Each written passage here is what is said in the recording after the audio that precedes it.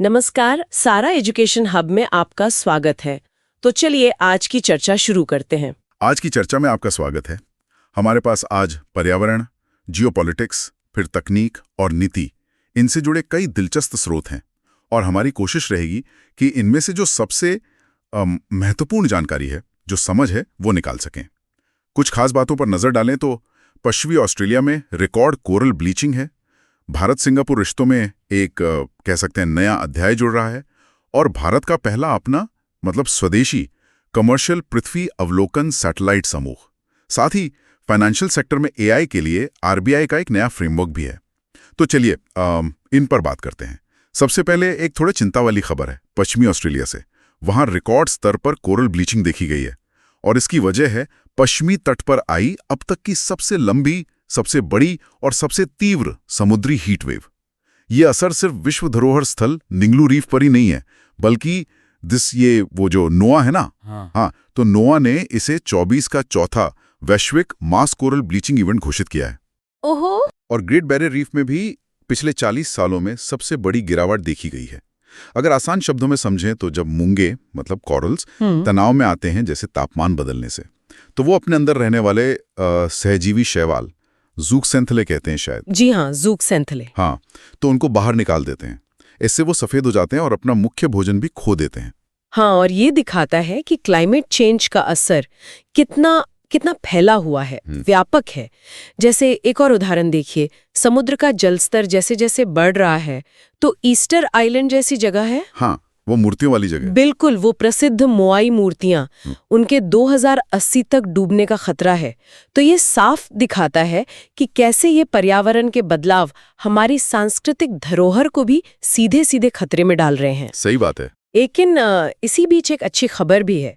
तेलंगाना के जंगलों में वहां दुर्लभ ब्लू पिंक गिल और शटलकॉक मशरूम मिले हैं। तो ये प्रकृति के अजूबों की भी याद दिलाता है जो इन चुनौतियों के बीच भी मौजूद है। अच्छा, ये ब्लू पिंक गिल क्या खास है? ये अपने अनोखे नीले रंग के लिए जाना जाता है। इसमें एक पिगमेंट होता है एज्युलिन, उसी से ये रंग आता है। बहुत दुर्लभ है ये। वाह! खैर, प्रकृति के रंग तो हैं, लेकिन दुनिया के मंच पर भी रणनीतिक समीकरण तेजी से बदल रहे हैं।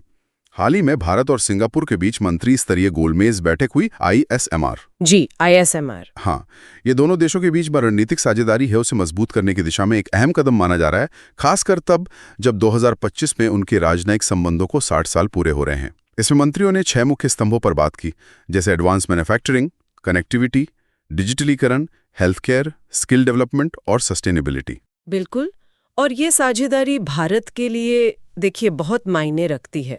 सिंगापुर एक तरह से आसियान के लिए भारत का सेतु है, गेटवे है।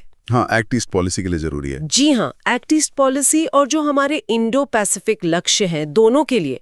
और सिंगापुर का जो चांगी नेवल बेस है, वहां तक भारत की पहुंच, वो हिंद महासागर क्षेत्र यानी IOR में भारत की उपस्थिति मजबूत करने में मदद करती है और चीन के बढ़ते प्रभाव को संतुलित करने में भी। अच्छा, इसी से जुड़ी एक और बात है, विदेश मामलों की संसदीय समिति की IOR पर एक रिपोर्ट आई है। हाँ, मैंने सुना था इसके बारे में। तो ये रिपोर्ट भी IOR के भू रणनीतिक और आर्थिक महत्व पर जोर देती है। आप देखिए, भारत का 90% व्यापार, दुनिया का 2/3 तेल शिपमेंट सब यहीं से गुजरता है। रिपोर्ट चीन की बढ़ती मौजूदगी और समुद्री सुरक्षा की चुनौतियां जैसे पायरेसी, तस्करी, इन सब का भी जिक्र करती है। समिति ने तो सुझाव भी दिया है कि सागर मतलब security and growth for all in the region, उसको शायद महासागर जैसा कुछ और बड़ा बनाने की जरूरत है। महासागर, ये दिलचस्प है। देखना होगा इस पर आगे क्या होता है। खैर, अपनी रणनीतिक स्थिति मजबूत करने के साथ साथ भारत तकनीक के मोर्चे पर भी काफी आगे बढ़ रहा है, आत्मनिर्भरता की तरफ, खासकर अंतरिक्ष में।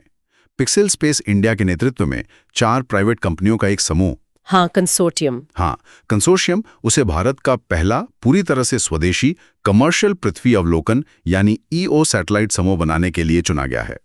इसमें 12 सैटेलाइट होंगे और खासियत ये कि ये हर मौसम में दिन और रात तस्वीरें ले सकेंगे। ये तो बहुत बड़ी बात है। हाँ, और ये पूरा PPP मॉडल पर है, मतलब पब्लिक प्राइवेट पार्टनरशिप। प्राइवेट कंपनियां ही बनाएंगी, लॉन्च करेंगी, ग्राउंड इंफ्रास्ट्रक्चर संभालेंगी और डेटा को कमर्शलाइज भी करेंगी। ये भारत का जो उभरता हुआ प्राइवेट स्पेस सेक्टर है, सुना है 200 से ज्यादा स्टार्टअप्स हैं। अब उसको दिखाता है। और अंदाजा है कि 2040 तक ये सेक्टर $100 अरब तक पहुंच सकता है। बिल्कुल। और तकनीक और ये जो घरेलू विनिर्माण पर जोर है, ये दूसरे क्षेत्रों में भी दिख रहा है। जैसे नवीन और नवीकरणीय ऊर्जा मंत्रालय, अब MNRE ने उन्होंने पवन टरबाइनों के लिए ALM लिस्ट अपडेट की है, approved list of models and manufacturers. अच्छा, उसमें क्या नया है? उसमें अब ये अनिवार्य कर दिया है कि टरबाइन के जो मुख्य पुर्जे हैं, कंपोनेंट्स, वो देश में ही बने हों और सारा ऑपरेशनल डेटा भारत में ही स्टोर हो, डेटा लोकलाइजेशन। ओ, ये डेटा वाली बात महत्वपूर्ण है। जी, ये भारत के जो पवन ऊर्जा लक्ष्य हैं, हम दुनिया में चौथे नंबर पर हैं स्थापित क्षमता में, और 2030 तक वैश्विक पवन ऊर्जा उपकरणों की मांग का 10% भारत में बनाने का लक्ष्य उसके अनुरूप है। और एक और महत्वपूर्ण डेवलपमेंट है फाइनेंशियल सेक्टर में, RBI की फ्री AI। फ्री AI, ये क्या है? ये असल में फाइनेंस में आर्टिफिशियल इंटेलिजेंस के इस्तेमाल को लेकर एक फ्रेमवर्क है, ताकि मतलब इनोवेशन को बढ़ावा मिले, लेकिन साथ ही जोखिम प्रबंधन भी हो, संतुलन बना रहे। समझ गया। इसमें 7 सूत्र दिए गए हैं, जैसे पीपल फर्स्ट यानी तकनीक लोगों के लिए हो, और अकाउंटेबिलिटी यानी जवाबदेही तय हो। अच्छा। और ये इसलिए भी अहम है क्योंकि अनुमान है कि 2027 तक फाइनेंशियल सेक्टर में AI पर निवेश 8 लाख करोड़ तक पहुंच सकता है। बाप रे, इतना ज्यादा? तो एक फ्रेमवर्क तो चाहिए। तो आज हमने काफी कुछ कवर किया, पर्यावरण की चेतावनियों से लेकर भारत की रणनीतिक साझेदारियों तक, फिर तकनीकी प्रगति जैसे स्पेस और विंड एनर्जी में जी। और भविष्य के लिए AI जैसे क्षेत्रों में नियामक ढांचे तक। ये सब कहीं ना कहीं एक दूसरे से जुड़ा हुआ लगता है। बिल्कुल।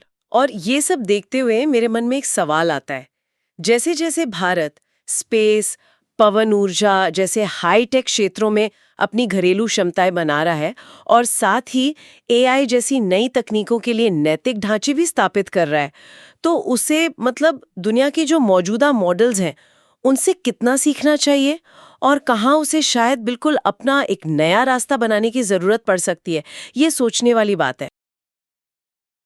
अगर आज की चर्चा आपको पसंद आई हो तो वीडियो को लाइक, शेयर और सब्सक्राइब करना ना भूलें। शुक्रिया।